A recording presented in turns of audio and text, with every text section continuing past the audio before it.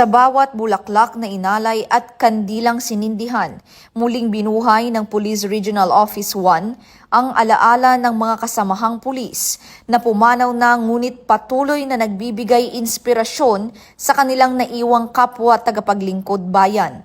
Bilang bahagi ng pagdiriwang ng Undas 2025 at ng programang Pag-alala sa Kasamahang Pulis, nagtipon ang mga tauhan ng Pro 1 upang maghandog ng dasal at respeto sa mga libingan ng kanilang mga kapatid sa serbisyo.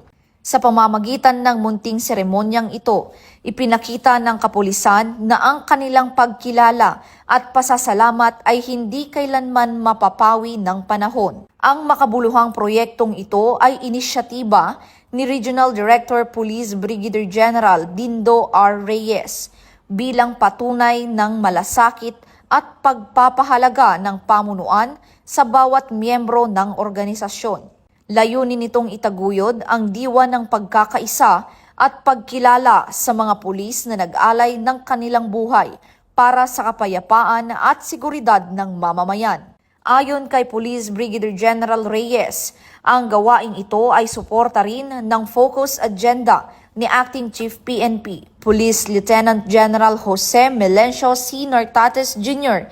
na nagbibigay diin sa pagpapahalaga at pagkilala sa mga bayani ng hanay ng pambansang pulisya.